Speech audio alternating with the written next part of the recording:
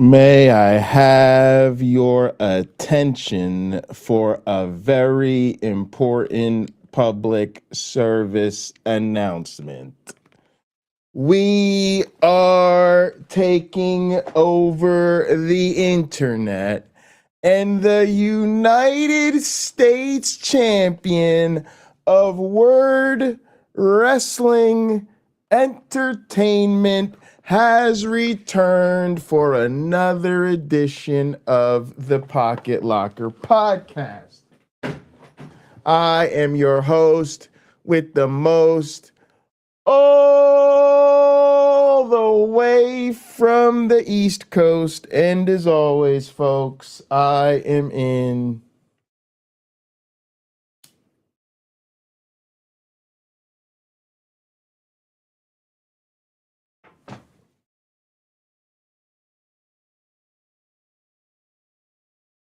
airplane mode.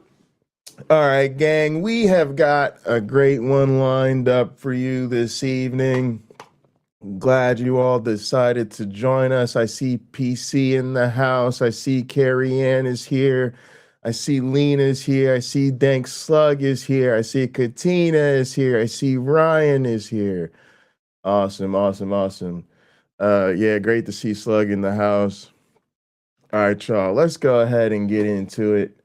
We're going to start with something that's a little bit of fun. Just a little bit of fun for the early crowd. A little bit of a reward for showing up early. Let me see. Boop. There we go. Boop. All right, let's get this going, y'all. This is called How Some Christians Convert You to Christianity.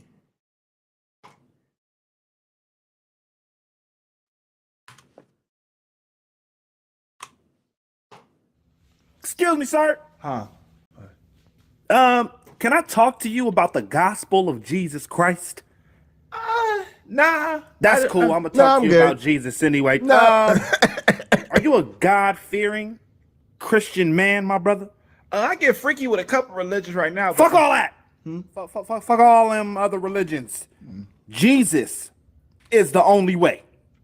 All of them other religions, wrong. They wrong. They wrong as fuck. If you believe in anything else but Christianity, you actually hate God and you want God to commit suicide. What? What? See, you don't understand me because you're not a Christian. See, when you're not a Christian, your life is automatically bad. Okay? When you are a Christian, life is good. Oh. Have you not seen a Tyler Perry film?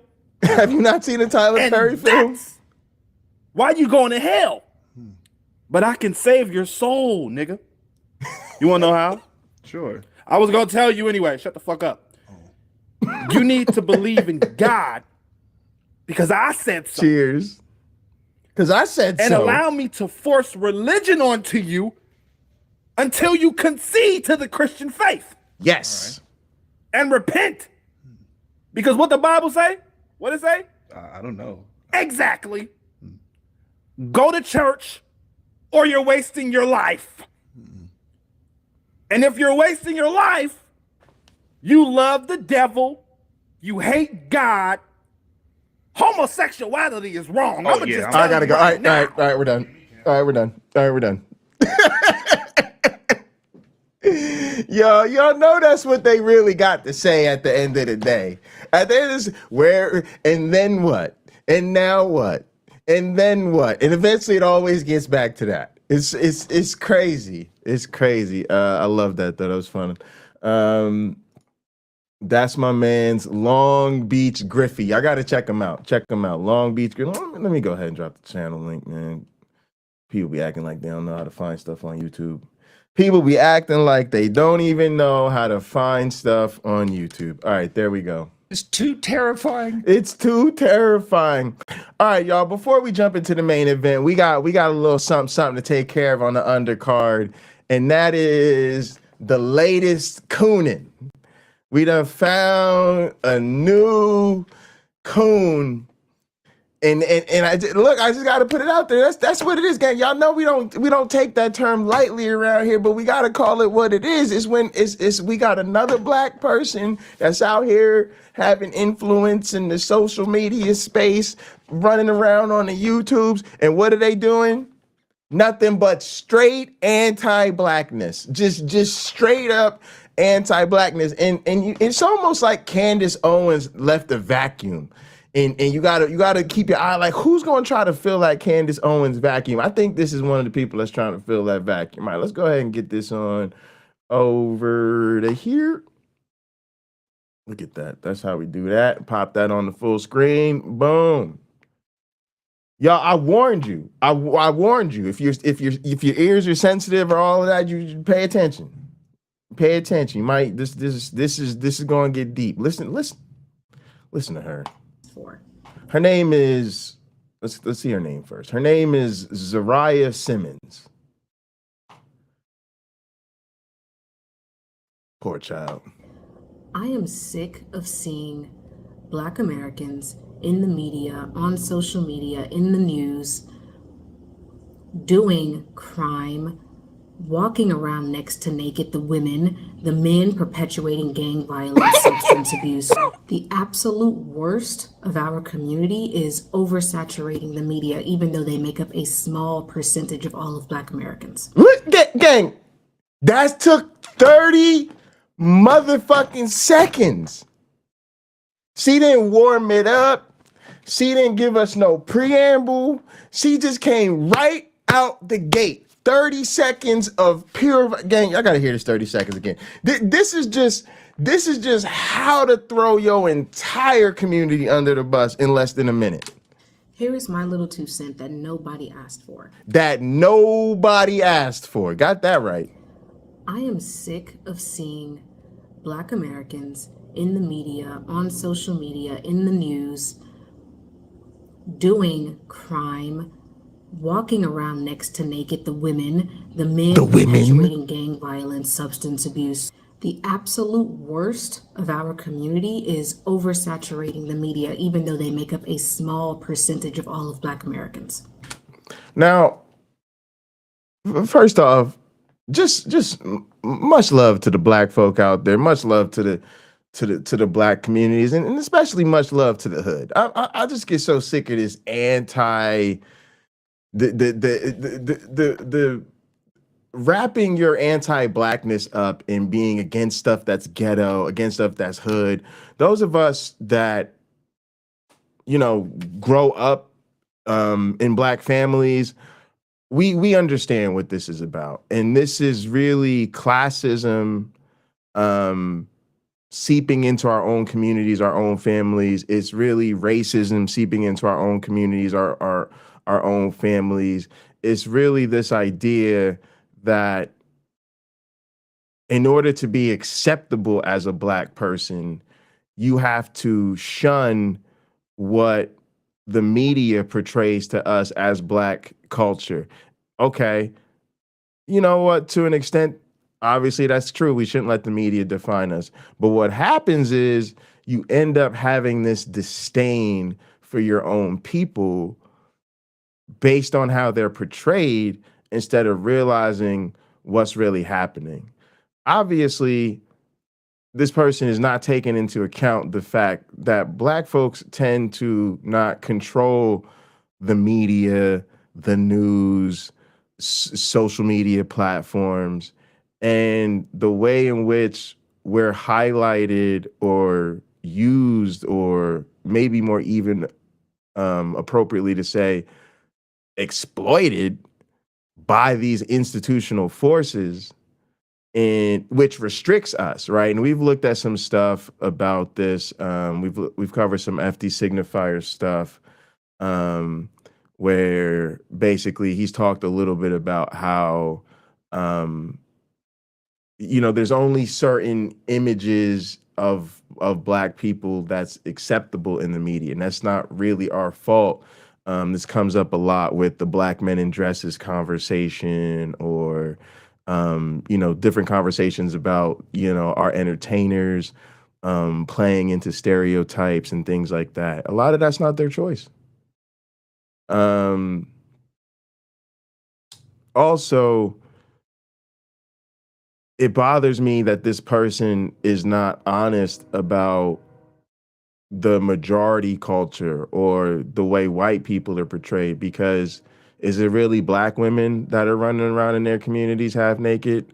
I could pull you up most music videos, all types of stuff all over social media, and you'll see nothing but half naked and buck naked white girls. But notice how the ubiquity of images of naked white women doesn't ever turn into some sort of reflection on white women more broadly, right? We don't go there. We don't say, oh, white girls, stop running around in your little two-piece bikinis and da-da-da-da. We don't talk to white women that way. So why is it okay to denigrate black women for what they choose to wear or not wear, right? You shit all over black men for exhibiting crime and gang violence and da da da da. But you don't see the ways in which it's white people that celebrate crime. Literally, most white people, including white religious evangelicals, are literally right now, trying to elect a man president who literally tried to cheat an election, y'all. He committed an election crime by covering up an affair with a porn star. No concern about what that says about their morality or their reflection, right? The gun culture we see, where you see literally white politicians making Christmas cards with AK-47 and all of that shit, right? So to literally sit here and pretend like it's black men that are glorifying violence and all of this type of shit, nah, I'm not with that. And again, there's a difference between going into some of our communities where some of these things are issues and trying to steer people onto a right path or provide them mentorship or better opportunities. We're all for that. But when it turns into doing master's bidding and denigrating your own people, we can't stand for that shit.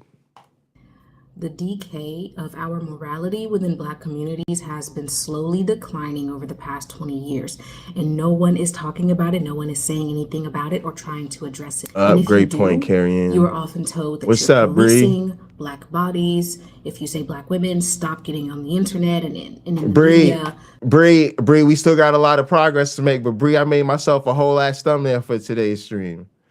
Appreciate you, Bree. Great to see you. Twerking, walking around with little clothes on.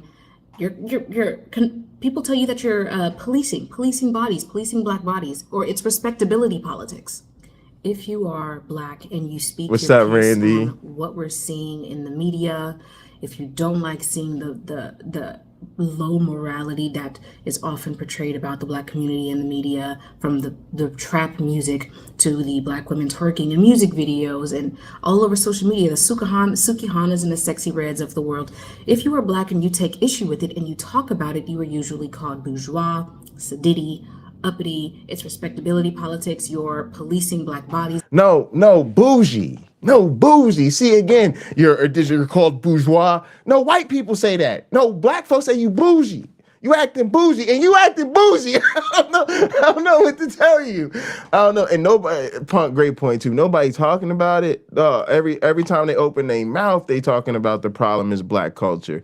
And that's what this child don't realize, because this is another one of those conservative Black people who, and I'm telling you that because she got other videos and other stuff up on her channel. Trust me, this is one of the conservative Black people that really doesn't recognize that they have wholeheartedly adopted the oppressive white supremacist talking point, that really the problem is not racism, and Lord forbid we think the problem is systematic, institutionalized racism.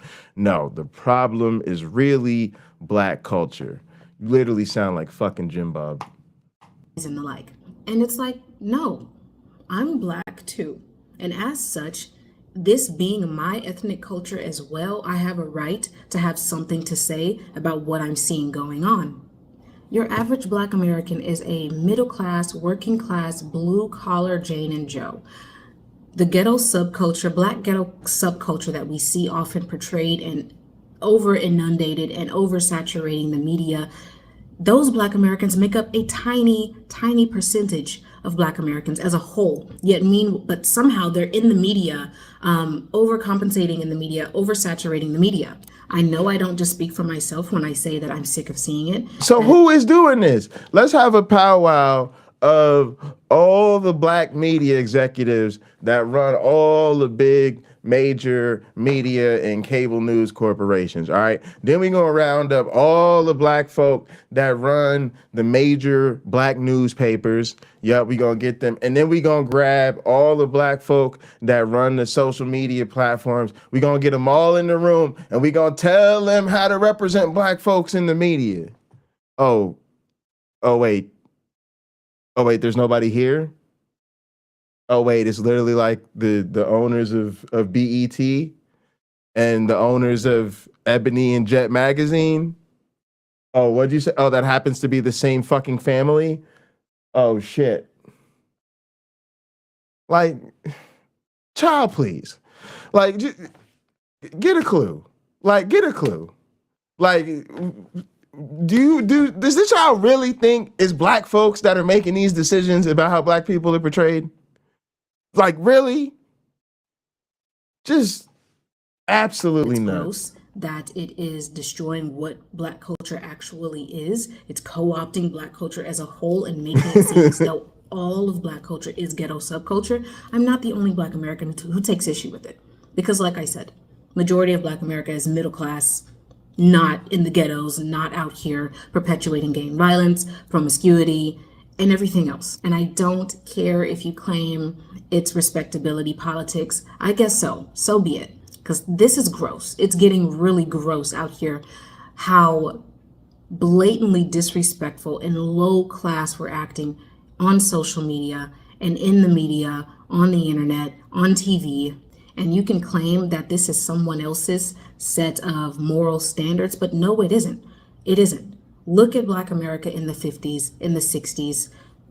Our moral standards back then drastically different from what we have today, or what we're convincing ourselves is a moral standard today. Every racial group, Idiot on the face or of the willful planet piece of has the Yeah, really. Just a little bit of both. Like, the other thing that's so crazy about this is you can see the arrogance. And this is why I think it's so hard to deconvert people. Because a lot of these people, they're conservative, they're Christian. That's where this whole suite of morality comes from. They look down their nose at other people. And if they ever have that sort of awakening and that realization, like, oh, holy shit, like, you know, I was wrong about those things. There's so much that they were wrong about. And they really do like want to look down at other people and be like, they're disgusting. They're promiscuous. They shake their booties and they listen to that wretched hip hop. And it's like and they think that this is all okay because they've got God on their side and they're righteous and all of this type of foolishness. And then when they realize that they were wrong about that, they were just sitting on some bullshit, now they have to reevaluate. And all of a sudden, that hierarchy that they created in their head, where they were the moral people, they were the beautiful people, they were the people who had the great self-worth and all of this stuff. And to be honest with y'all, I think that we need to think about this a lot more, because I certainly think that that's a bigger factor than a lot of these dumbass arguments about philosophy or evidence or whatever. What really, I think, keeps people a lot of times hanging on to these ideas, it's not just that they've built community or a social identity, but that a huge part of that community and social identity is them having more worth than other people, them being literally better human beings than other people. And when you attack those ideas, you make the foundation of their superiority crumble. They can't handle that. and it's really tough to deal with. Their own ghetto subculture within Their own respective ghetto racial and ethnic subculture. groups. This is the case for everybody, everywhere. White people, Asian people, Mexican people, you name it. The difference is that those racial groups and those ethnic groups do not allow their ghetto subculture to co-opt the entire culture as a whole and to represent the entire culture as a whole. They don't allow it. Everybody else within that respective ethnic group or cultural group or racial group has a right to say how they want to see themselves represented in the media, what they want to see and what they don't want to see, who gets to speak for them and who does not. Except for when you're a Black American and you have something to say about the way that you see Black Americans being portrayed in the media, and you There's a reason why this world's going to hell. you can't do it because it's respectability politics if you attempt to do it. Or you're judging your peers by a set of moral standards that somebody else created, which is It is. And look, era. and also like it's also true that this is very much the rhetoric, the ethos, and the aesthetics of the predominantly white Christian culture. It's just true. Like, and this is a person who's trying to literally rationalize their disassociation with Black people. And I know this so well because I've seen so much of this tension in my own family, and the way in which the religious Negroes are kind of uppity and they kind of look down upon people that they see as lower class. Oftentimes they see them as ghetto or hood. And it's terrible to have just such a lack of class consciousness in a community that needs it so desperately, a lack of solidarity in a community that needs it so desperately. It's hard to even say this was hard to even call it a community because, again, like, you know what I'm saying, these people really, they want to get away from Black folk. They want to get away from Black communities. And it's tough. It's really tough. And also, you have to remember that it also reinforces to white supremacists and racists and liberals and all of these people that Black culture really is something to fear. It's also something that it's okay to denigrate and to put down. And also that it reinforces like the fear people have of going to certain places, going to certain communities, going to certain neighborhoods. And that sucks. Like, when you really go to a city, especially a city that's known for having a large or predominantly Black population, for instance, yes, there are challenges usually caused by, you know, the unfortunate economic realities of institutionalized oppression and racism. But there's just something so magical that takes place in these places that you just can't get anywhere else in the world, where you go to these places and you see Black-owned businesses in, you know, excellent schools that are Black, run by, you know, Black people and predominantly have Black students. You have Black doctors and lawyers, celebrations of Black tradition, Black culture, Black food. Like, I don't know, like, there's nothing like it. And as somebody that kind of grew up jumping back and forth on those sides of the fences, like, I kind of grew up, you know, like in the suburbs, in a well-to-do area, gated community, all that type of shit. But, you know, my dad always lived in Newark, and so, you know, I spent a lot of time in Newark and thinking about heading back that way. Like, God, I missed it so much because it does so much to uplift you as a Black person that you can't get outside of that. And so it hurts to hear somebody internalize like hatred of our culture, hatred of our community, and know that that's the very community they need to stay connected to to really actually increase their self-worth, to really know what you really about as a Black person, and to really have some people that's going to pour into you and let you know that you special and that you really somebody. Like, you know what I'm saying? Like, when you're a minority in the dominant cultures world, when you're not in the Black community, y'all, you know that you're not in the Black community. It's nothing that has to be said to you, but you know that things are established without you in mind. When you really go to, a Black area or like a Black city, you really are around a place that's things are done with Black people in mind, and it's just crazy like how much it feels great. So yeah, this child is just missing out. Down through the 60s, Black Americans had their own set of moral standards and social protocols that we adhered to. Ask your grannies, ask your great grannies, they'll tell you. I have had just about enough of seeing Black culture being drugged through the muck by other Black Americans who are perverting it and turning Black culture, something that is beautiful, into something perverse. Showing their ass on the internet all the time. The men are constantly rapping and talking about gang violence. Our children are uneducated and stupid. Our children are uneducated and stupid. And like, again, like, is there an issue where, again, like, I don't know what the hell I'm talking about. Black schools and Black districts are underfunded? Yes. Is there issues where even sometimes our best students need remediation when they go to major universities because of discrepancies in their preparation? Of course. But look at the tone. Look at the way she said that. She didn't say federal and state laws continue to oppress our students and continue to hold us back. She said our children are ignorant and stupid. Like,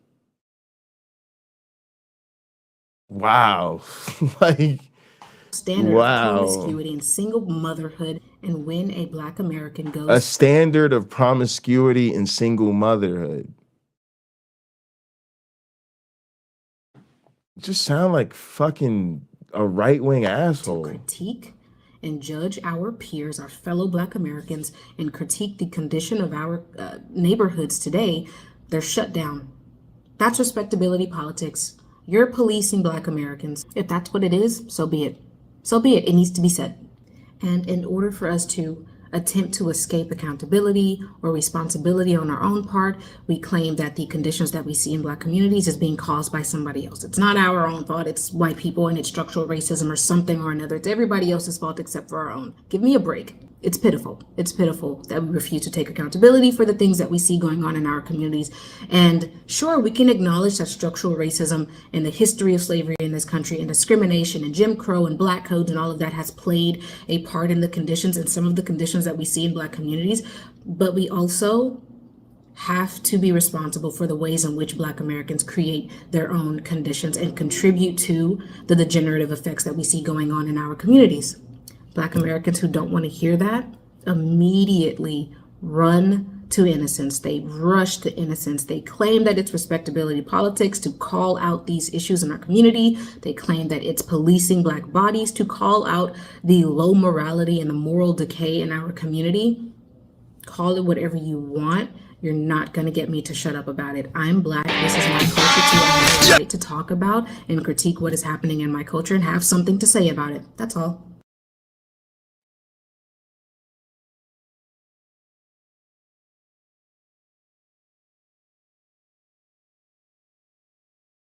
All right, so hang on a second, I'm show you something real quick. Oh, what is her name? Overwhelming sense of impending doom. An overwhelming sense of impending doom.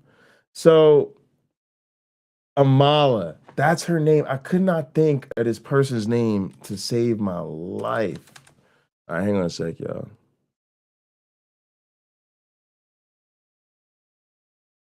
So as you can see, 2 days ago, here we go. 2 days ago, let me see. Share this one instead. Here you go. Amala from PragerU made a video saying she's right. Black American culture is dying. Ghetto black people are to blame. And this is Amala, who has almost 2 million subscribers and is a full-time content creator for PragerU. Right? So this is what I mean. Like, literally, like, that person's a fucking right-wing coon. This gets picked up by the other right-wing coons. It gets tap dance out there in front of Master, and they love this. They just eat this up, that they can literally blame the problems that black people face on the black community, in particular, urban communities that happen to be disproportionately black. So that's the danger of these fucking people, right? Is that they're sniffing each other's farts, and then feeding into the dominant right-wing narrative, which is totally Christo-fascist and white supremacist bullshit. So there's no way around this. Do you understand what I'm saying to you? Like, there's a direct pipeline between an idiot like that, Amala, who's like this, and Amala works for PragerU, and they're literally Christo-fascist Christian nationalists. They're the same people that are literally trying to get the PragerU bullshit into our curriculum so they can ruin science and social studies while they're at it. Crazy talk. All right, y'all. Let's go ahead and jump into the main event of the evening. We are talking about why do narcissists love religion? And we're going to be watching the video from Shanine Medji, or responding to it, I should say. It's titled 10 Ways They Use It to Serve Their Own Purpose. And I think I'm hoping we get a lot out of this. So let's go ahead and check this out. Make sure I hit all the right buttons. Hit it with the Autobots transform and roll out. All right. Here we go. Appreciate y'all. Thanks all for tuning in. Let's hit it with the cheers one time real quick. Hit it with the mode real fast in the chat.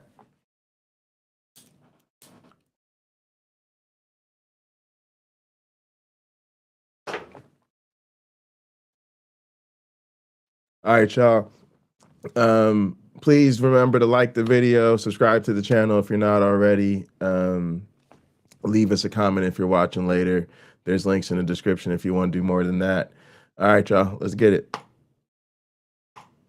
That narcissists, do you ever notice that narcissists are especially drawn to religion? Which might seem like an oxymoron, because religion is all about practicing virtues that narcissists clearly don't have and are not looking to cultivate.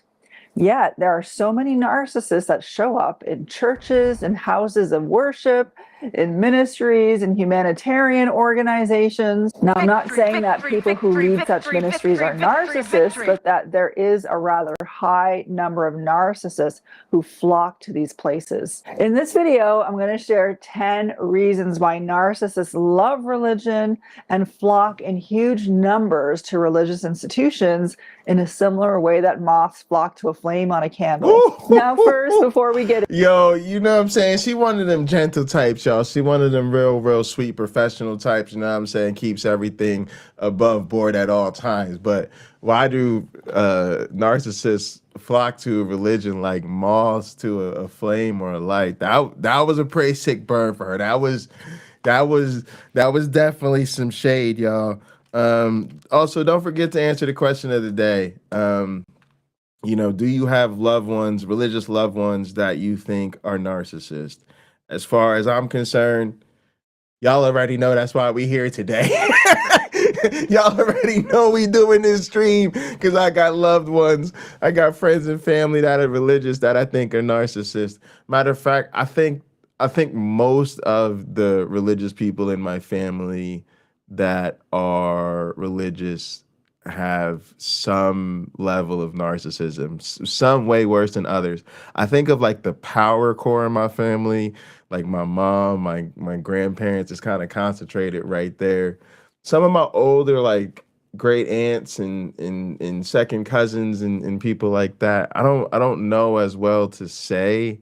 A lot of in my family, it's so deep, it's hard to tell, right? Because people are so religious. But we all kind of have, probably myself included, we all probably on the narcissism scale somewhere. But there's some people who I think have really doubled and tripled down in ways throughout their life that are scary, especially in the older generation. So definitely gonna be a yes for me. Into it. For those of you who are new to my channel, welcome. I'm Shanine Megji. Welcome to my channel on toxicity. Carrie Ann said friends and family, technically yes, loved ones no. I got you, Carrie Ann. We understand. Is not your destiny, where I create videos to help you navigate toxic relationships in your life from a biblical, practical, and spiritual perspective. So if you'd like to receive regular content from me on this subject, take a moment right now, click that subscribe button and click that bell, because I'm going to be bringing you videos on a regular basis to help you, I gotta remind people to click the bell so you get the notifications. Those toxic relationships in your life. So without further ado, let's dive into the topic. So here is the thing about religion. Religion provides a ready-made context that can feed into the unhealthy things that narcissists crave the most. A narcissist has an insatiable need for admiration, affirmation, and validation, all of which are their drug of narcissistic supply. They believe themselves to be superior and grandiose. They're arrogant, they lack empathy, they're exploitative, they have unreasonable demands of people. These are all traits that are opposite from the traits of Jesus Christ, and yet a religious context is often the most optimal place for a narcissist to freely practice their narcissism while appearing virtuous or pious. So I'm going to share with you 10 insights into why narcissists love religion and how they use it to serve their own purposes. It's important to understand these things because Jesus warns his followers to beware of false prophets, which come to you in sheep's clothing, but inwardly they are ravenous wolves. Hopefully, these 10 insights will help you hack into whether or not you're dealing with a true follower or true shepherd or minister of Christ, or a narcissist who is posing as one of these roles instead of being there to serve. So here goes. All right. So first thing before we get into number one, there's a couple of things off the top. I don't know if this person considers themselves a Christian or not. So regardless, you see a little bit of that. Are they like the true character of God is this humble servant thing? And I don't know. I think, and maybe she'll get into this in some part of the video, but I think Jesus Christ is kind of the perfect model for a lot of these narcissists, because Jesus to me represents that false fake humility with like this like false sense of wisdom, right? Jesus said like he would say this like basic shit.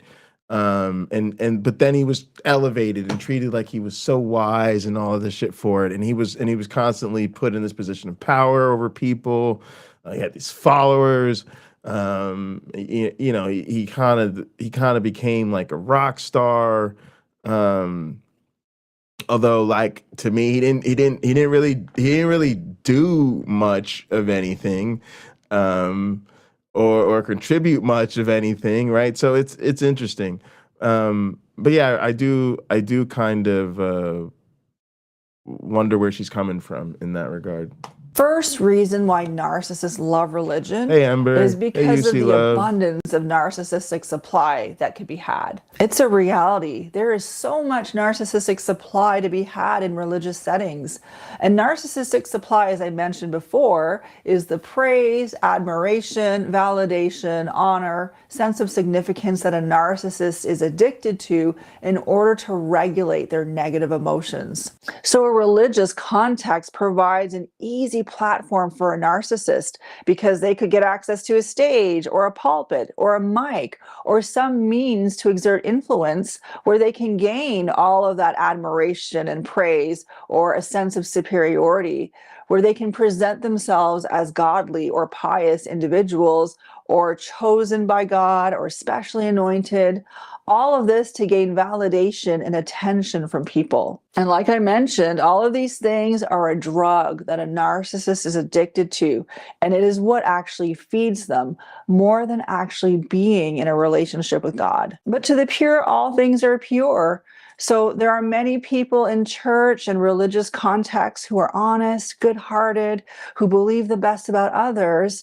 And so they can be gullible to the narcissists around them who have disguised themselves as pious people for the sake of getting narcissistic supply. And this is truly an evil because a narcissist's pursuit of narcissistic supply comes at the cost of destroying and stepping on other people without any regard for their welfare. The second reason. All right. So that's number one.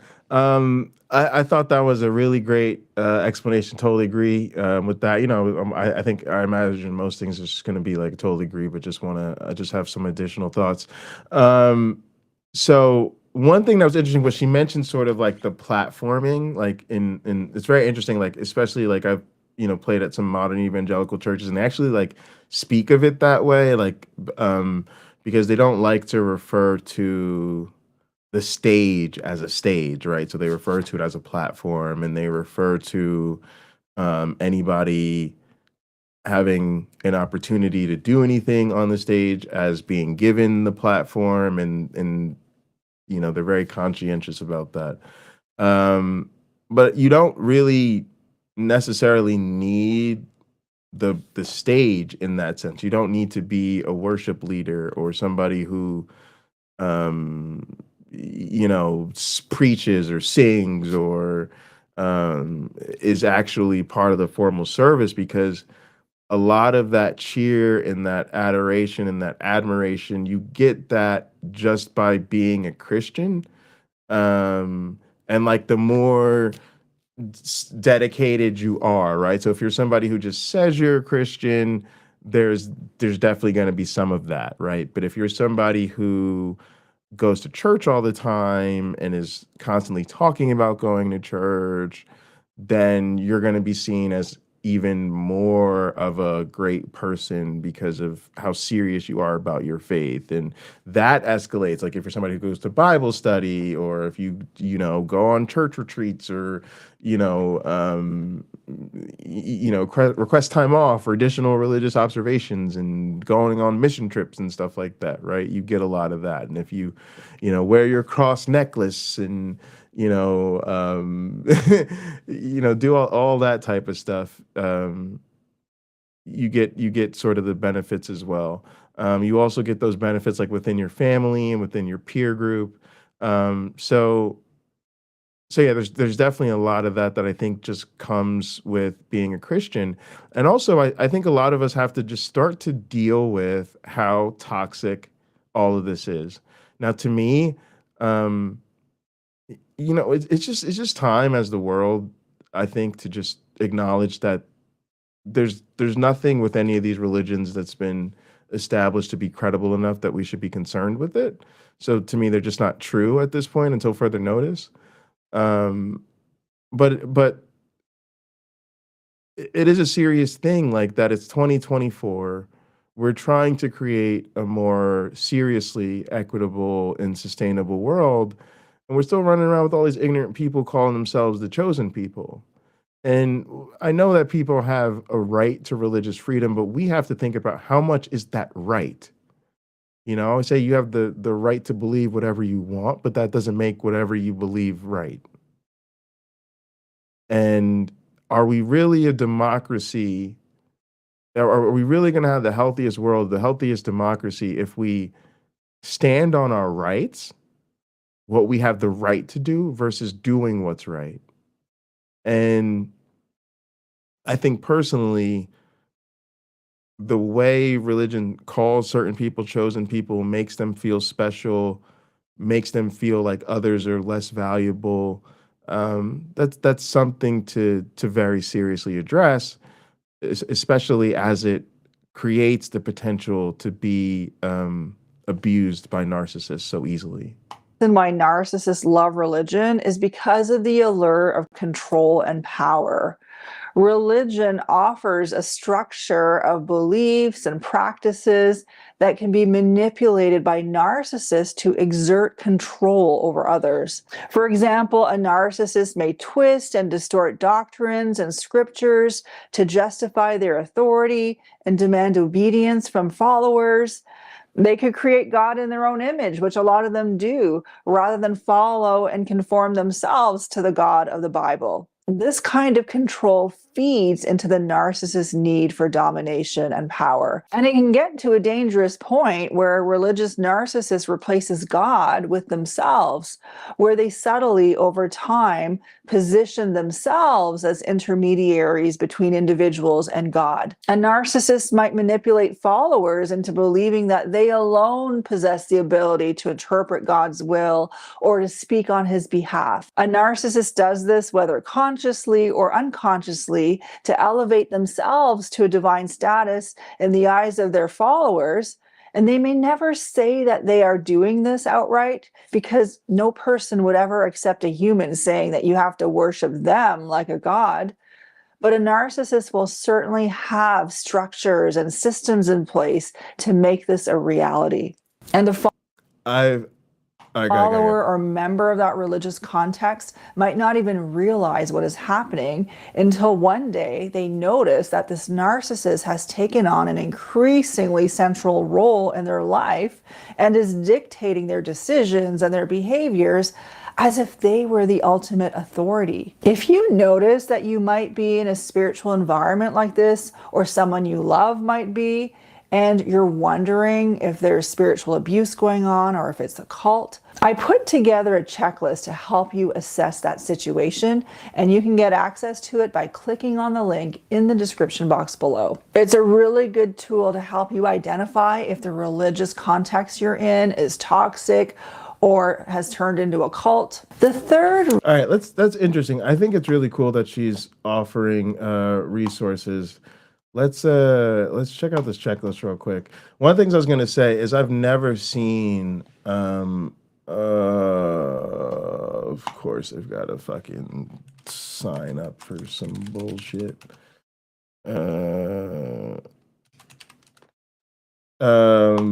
I've never seen a religious situation in which this wasn't a problem. I've never seen a church that actually wasn't run by narcissists. Like, or in that way in which the religious leaders, the church authorities become, leaders over the people. And so I still think that a lot of our problem is that we operate under this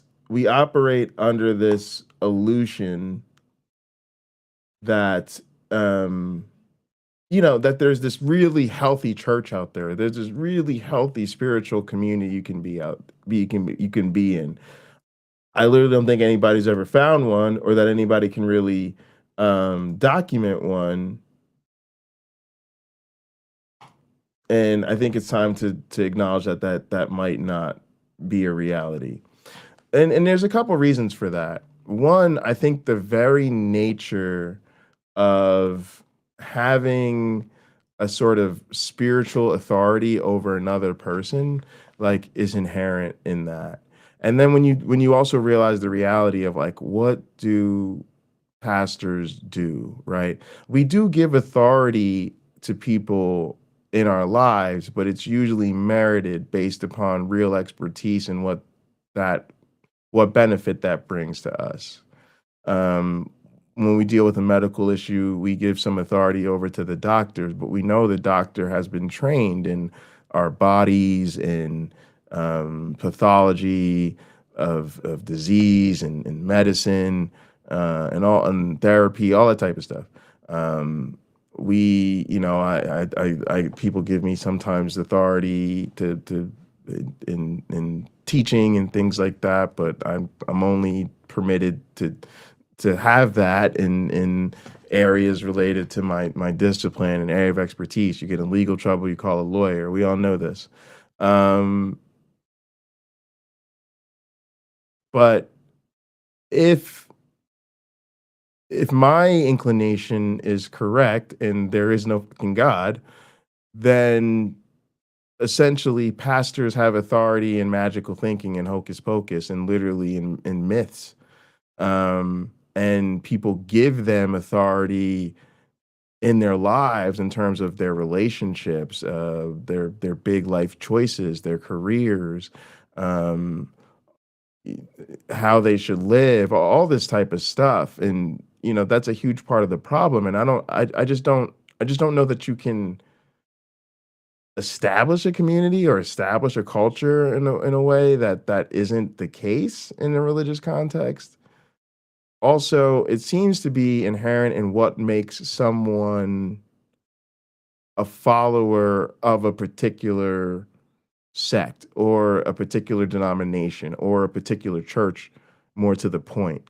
Like if you talk to somebody about why they are part of their particular denomination, it's usually like they think that that's the one that has the correct authority, and that's the one that can really lay out the right and the wrong way of going about things. And they usually also feel very strongly that way about their church, that their pastor is someone who is truly touched, who is a true man of God, who's definitely not one of these crazy narcissist people. And so they are then that's where their enthusiasm for being under what they'll call the headship. They'll say, I'm under the headship of Bishop such and such at such and such church of such and such denomination, right? Like it's crazy. But yeah, I think that's a big part of it. All right, let's check out this checklist real quick, just because I think that's interesting. So let's see what the checklist has to offer. It's probably as good as it's going to get right now for size. Maybe we can blow it up a little bit. There we go. All right. Discourages you from asking questions or disagreeing with them. Tell me what church this is. Let's see if we can find one of the things that don't apply to particular churches. Portrays questioning as a sign of weak faith or disobedience or challenging God. Rewards conformity and punishes dissent, which creates an environment of anxiety and guilt. Promotes blind obedience and discourages independent thinking. Maintains a hierarchical structure with no accountability. Is not financially transparent and uses only vague communication. Encourages an elite or better than attitude towards other ministries and creates an us versus them attitude. Treats leaving as a betrayal, shames and guilt trips those who consider it. Shuns or excommunicates individuals who leave to deter others. Labels normal human desires as sinful, inducing guilt. Publicly criticizes and embarrasses members who fall short of expectations. Blames individuals for negative outcomes that happen with the church.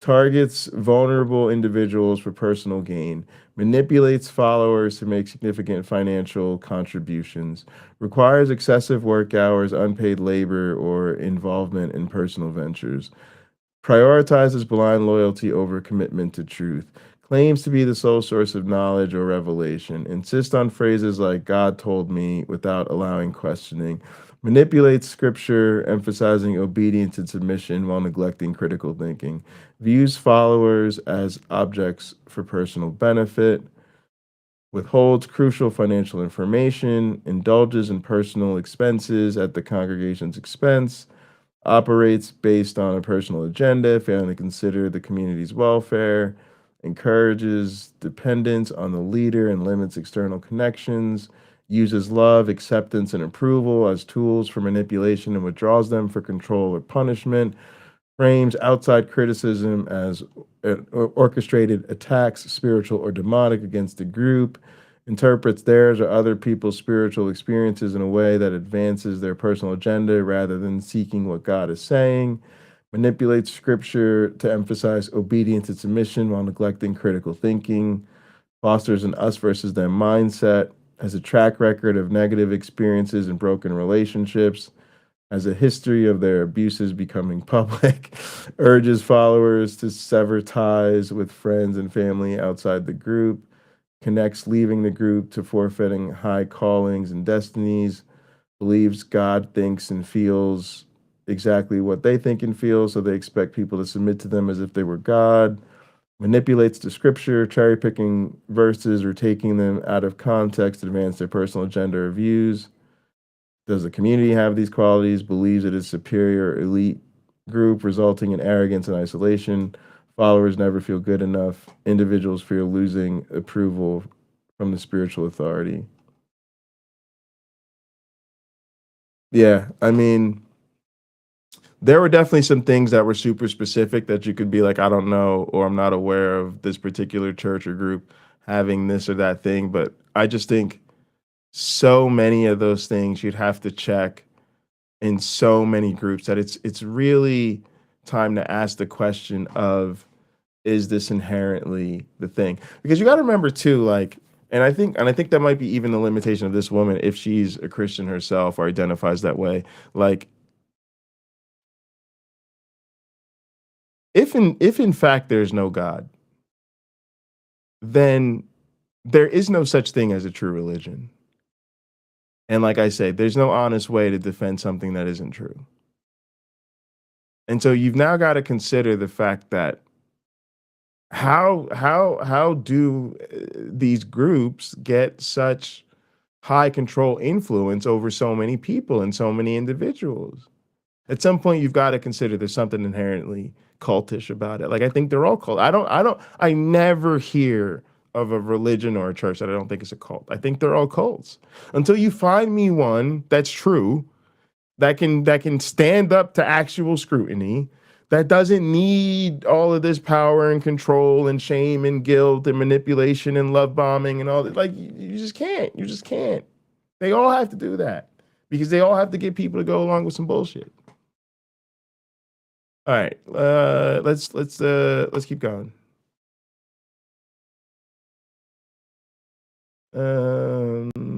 Gather.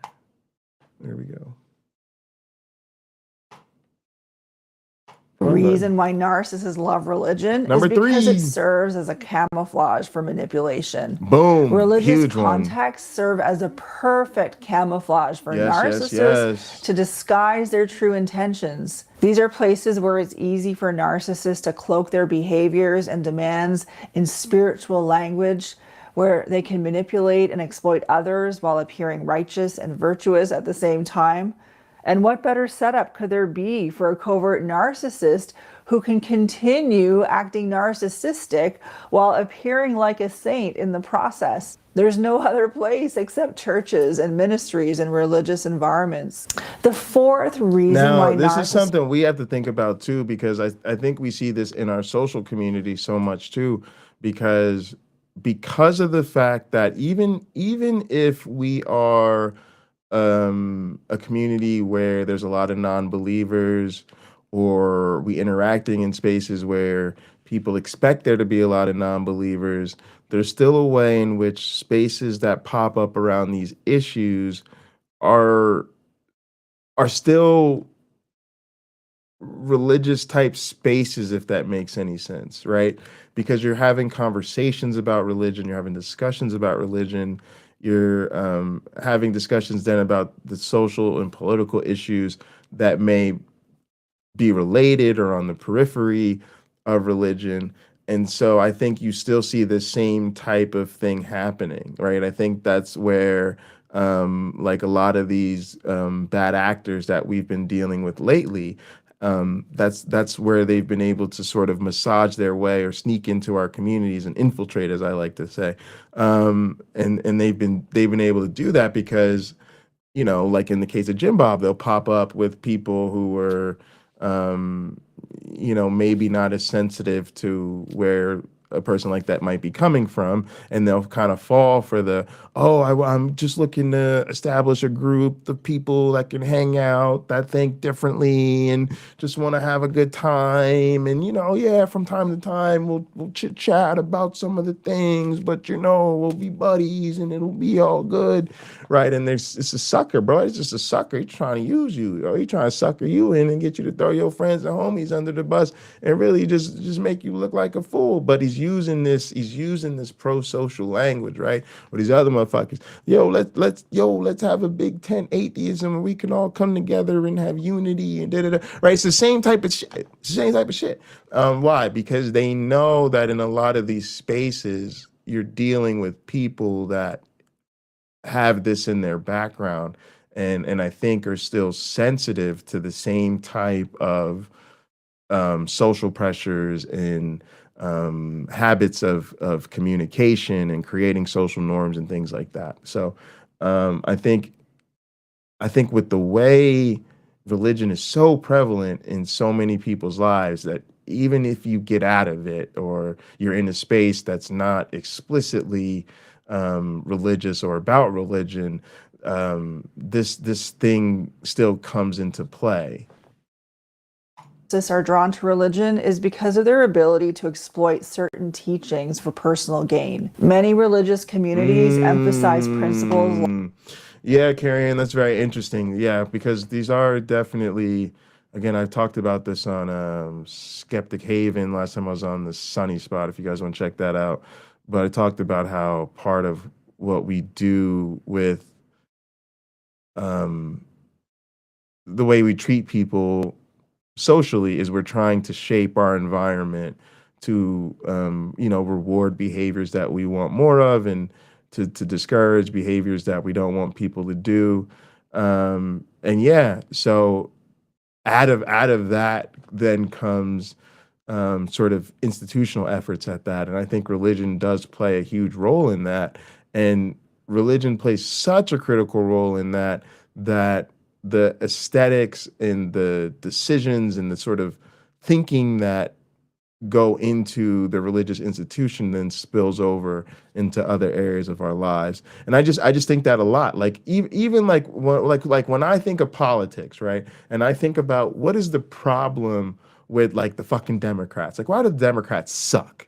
Right? And a lot of it to me is they're making too much effort to be bipartisan. They're making too many compromises, and they're compromising with people who won't even reciprocate the compromising. They're compromising with people who actually don't even have common or shared values. And then when they do that, they're overlooking the doing what they need to do for their base, or doing what they need to do for like the marginalized people they pretend to represent and care about and all this type of stuff. And that actually, so then they're losing on both ends. They're wasting all these time trying to work with people that don't fuck with them. And at the same time, they're not galvanizing and motivating and organizing around the people that would.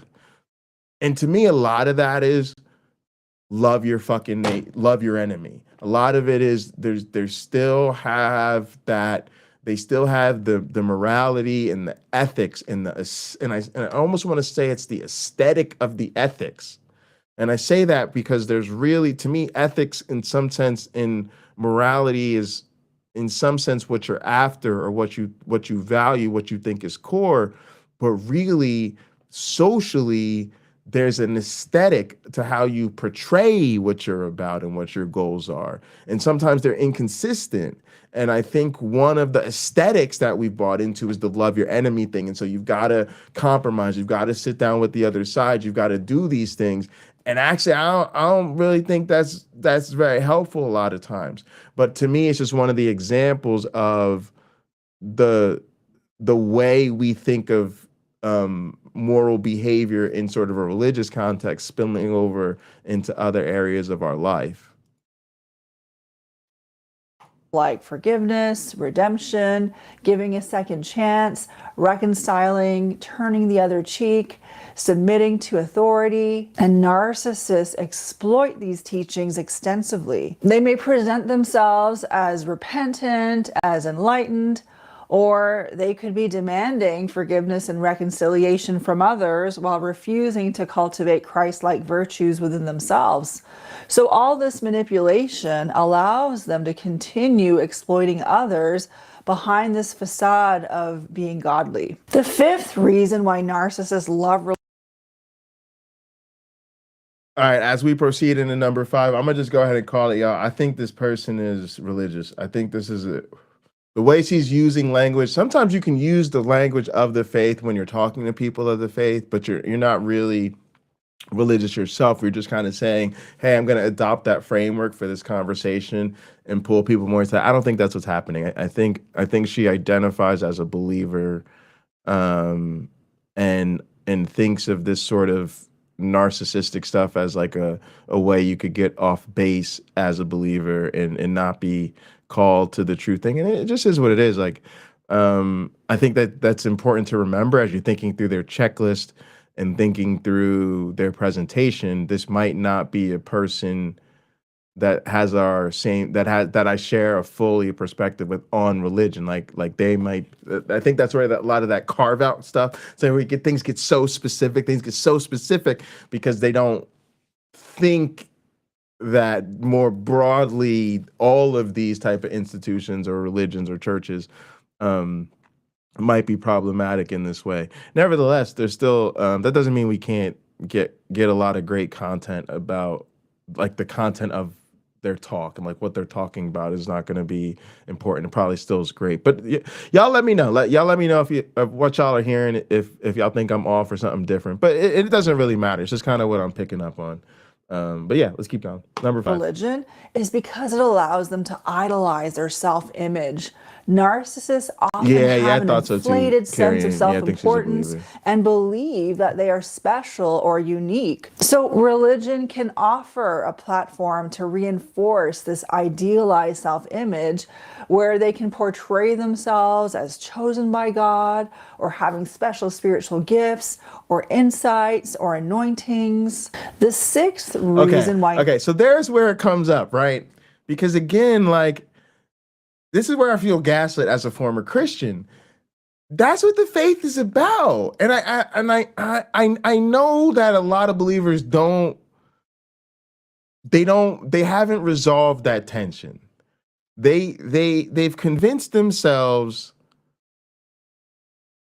at once that they are both the super humble, lowly servants of the world. At the same time, they're the chosen ones, and they're the ones deserving of eternal life, and they're the ones who are going to inherit the kingdom, and they're kings and queens because you got to remember Jesus is the Messiah, but he's actually the Son of God, but through faith and acceptance of his sacrifice, you also become a son or daughter of God, right? And so it's just in it. It's just in it. It just is. And if you really don't want people to elevate themselves above others in this way, we're gonna have to deal with the fact that that's what the religion is telling them is the case. It's telling them they're special. It's telling them they're better than everybody else.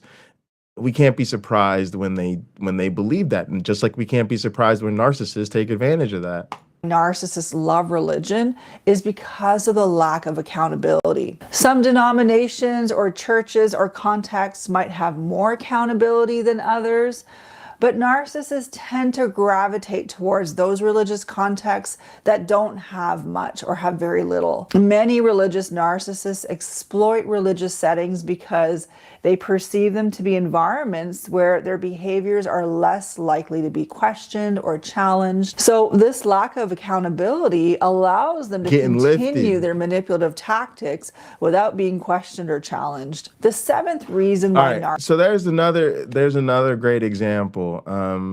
When you talk about that, and this is another form of Christian doublespeak, you'll hear them talk a lot about accountability. It's weird. And some of that is them really thinking through whether or not people suffer consequences or whatever for, their crimes or whatever they do out in the world or whatever, a lot of times it's used in a spiritual sense of like they need to hold themselves accountable to each other, in the sense of like having having an accountability partner for your Covenant Eyes account, so that someone is alerted and can shame you every time you watch porn. Sometimes it's being part of a women's study group that's going to make sure that you're reading your Bible and submitting to your husband the way a biblical wife really is supposed to, and the group is there to make sure that your pride doesn't get you to get off course. It's just a lot of weird stuff. But we all know fundamentally that they believe in ultimately holding themselves accountable to God, not to us, not to the world, not to the wider human community, however they might situate that, but rather it's all between them and God at the end of the day. Only God can judge me.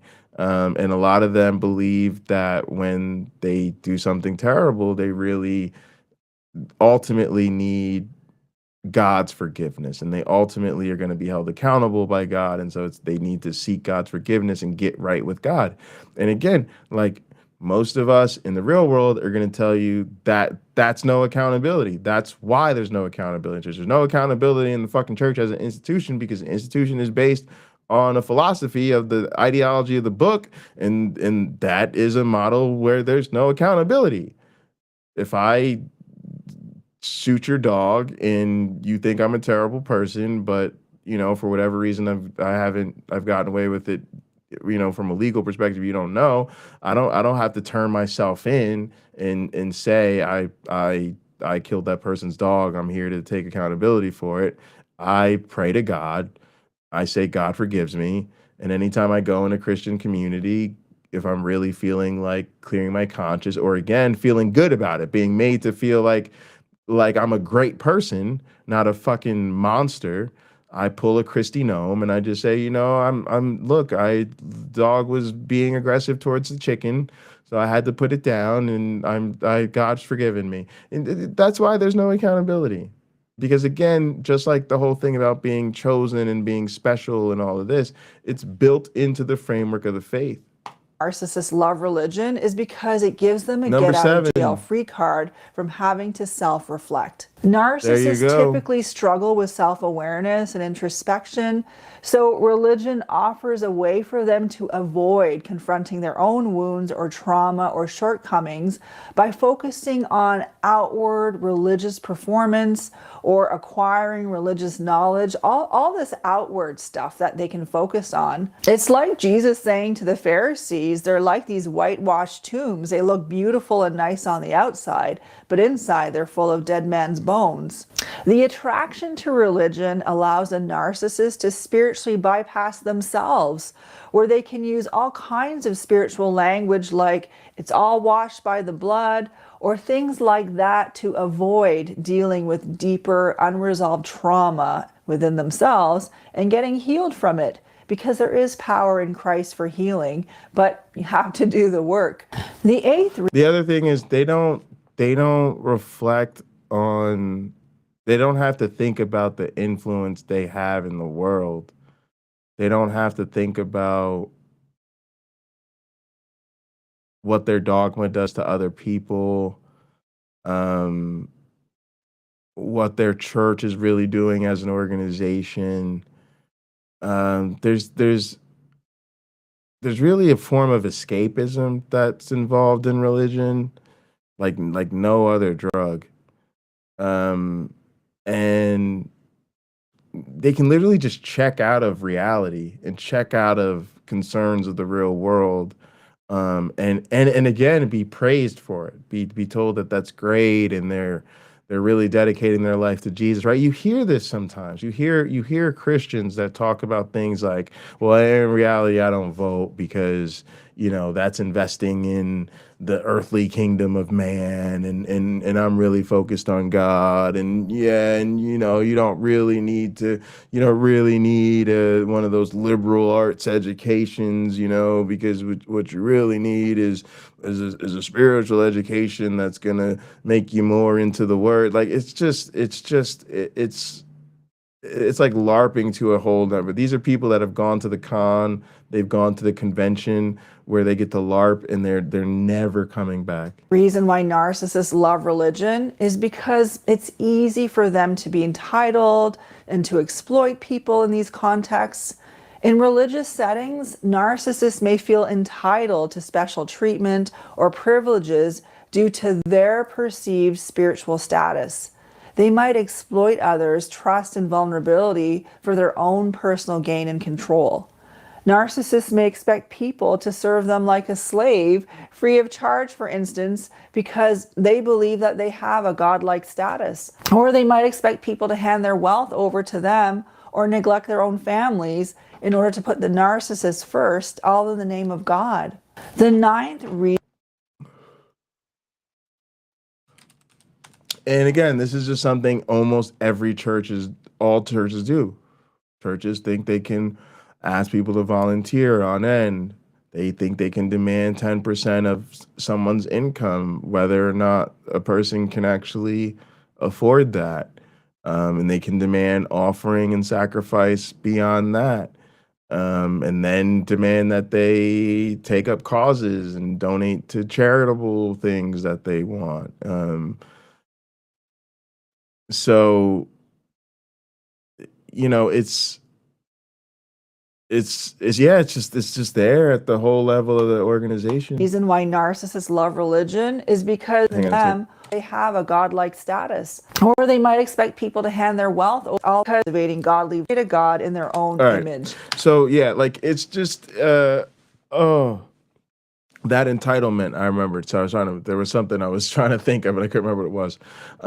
So one of the things we even see, like with a lot of them in their quote unquote free speech, right? It's this entitlement. And what's the first thing they want to do when they get up, when they want to have their free speech? They want to be able to get up in the middle of a business meeting and stand on the table and deliver a message from God to everyone. They want to be able to go into the school cafeteria and again hop up on the tables and deliver a message to everyone. And what is that message usually? Is it usually time to have a personal relationship with Jesus, or for God so loved for the world that he gave his only begotten son, that whosoever shall believe in him shall have eternal life, shall not perish but have eternal life? No, it's homosexuality is a sin. Why? Because again, they believe that their religion makes them entitled to hate and discriminate against others without repercussions. Nobody else thinks they could do that. Everybody else recognizes, especially not about things that are protected classes. You can't get up and just be shouting off at the mouth about protected classes of individuals. But again, if your God says it's okay and you need to have your religious freedom and your freedom of expression, then you feel perfectly entitled to say whatever you want to say, even if it's an example of unacceptable behavior. Narcissists are not interested in cultivating godly virtues within themselves, as I mentioned before. They would rather project their own traits onto God, viewing him as judgmental, angry, or jealous, traits that resonate more with their narcissistic personality more than who God actually is. And this kind of behavior allows narcissists to maintain a sense of superiority and justification for their actions. The 10th reason why narcissists love religion is the facade of moral superiority. Religion provides narcissists with this platform to project a false sense of being moral or virtuous or godly. And they can create this facade by practicing all the religious rituals and portray themselves in a certain way in front of people, like this upstanding citizen.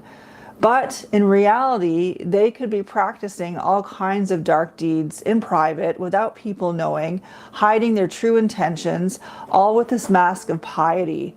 And so that can serve very well for many narcissists and to enable them to continue their dark practices in secret while people are believing that they are this godly, pious person. And that is actually a very hypocritical way to live. And Jesus actually condemned these kinds of practices because that is what the religious leaders were doing in biblical times. But many narcissists gravitate towards religious settings in order to be able to continue living out this hypocritical lifestyle. So understanding why narcissists are drawn to religion is really important in order to recognize and address the manipulation that can happen in churches and ministries. While many churches and ministries promote cultivating Christ-like qualities, sadly, those same places attract narcissists to them because of opportunities it presents for control and admiration and validation. But hopefully, by being aware of these dynamics, we can hopefully discern between genuine spiritual leaders and those who are using religion to drive their own ego-driven motives. Remember, Jesus warned against the false prophets.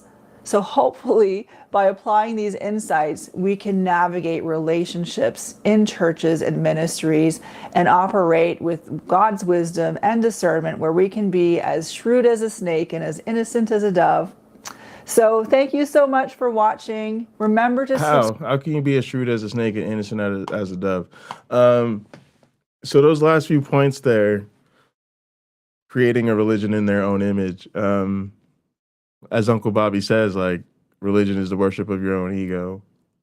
Who doesn't? I don't know any religious people that haven't created the God in their own image, either by seeking out the religion and the faith that they like, which so many people do. Like, so many people do, especially the smart types that have like studied the different religions. They just like studied the different religions and picked the one that sounded like the most amenable to their particular worldview. It's like, oh, okay, cool. Or, you know, they within their religion, they find the denomination or the church that fits them, and then the interpretation of the scripture, or through their relationship, oh, the scripture may say do this, but God told me, or I understand God through my relationship with the God to be about this, or whatever, you know, is a lot. And so they again, it's inherent. It's inherent in it. And that was profound. And then the sense of moral superiority it's crazy, especially as we deal with like say like Christians in you know, the Abrahamic faith, and most religions in general. They're on the wrong side of history all the time. They have this sense of moral superiority, but really in reality, their sort of authoritarian worldview based on ancient texts has always made them regressive. So that is the thing that I can't get most religious people in my life to understand. It's a two-pronged thing, and both prongs are important. The first prong is that it's not true. Just go off with that. Just go off with that. You know, I've now laid down that ultimate challenge. I don't think it's true. Christians, if you're listening, that's the first prong. That's the serious fucking challenge. I don't think it's true. Now you got to go off and come back to me with some real shit about why you think this is true, and we're gonna sit down and have a conversation about it. Because that's oof, man. They'll talk about everything else except whether or not it's true. The second prong is it's not good. It's not a good thing to believe. It's not good. That's that's the two things that they get so wrong, right? The first is they literally the truth, and I found the truth, and the truth of God, and truth. It's such a buzzword. Dog, they're lying to you. And you should have been suspicious with the fact that they say truth so much. Anybody got to say truth that many times, it's probably lying. And then it's not good because they all in that God is good all the time, and all the time God is good. God is a monster. God murdered everybody on the planet except for like 8 people. God has commanded genocide after genocide. God is the one who started this whole chosen people nonsense and commanded people to take other people's lands and kill their babies and all this stuff. God wrote a handbook on slavery. And then we got the stuff about sacrificing his own son and the Jewish blood magic and being responsible for sin in the first place. Like we're it's just not a good. It's actually scary. That's the scariest part. The scariest part is they literally want to convince us that they understand the character of God, and out of understanding of the character of God, they have made the healthy adult decision to worship said God. That's the scariest shit of all. And again, like, religion's the reason that they think, women need to be treated less than men, and LGBTQ people are different, and they still believe in like the essential differences between races and shit like that. Like, these people they're weird. Like they're on the wrong side of history. Like it's a moral burden. It's a moral restraint. It is something that is holding them back from being good people, and it's so tragic that they don't realize. All right, the other thing that I want to conclude this with is that I think is really interesting, and I think should really kind of be. It's the thing I'm going to be thinking about. The thing I hope some of y'all will be thinking about. What is this video? What does her content say about all this? Because to me, that's something very interesting, but also alarming as well. Because it seems like this is a person, and I'm going to be as charitable as I can, has genuine expertise in psychology and genuine expertise in like relationships, and is able to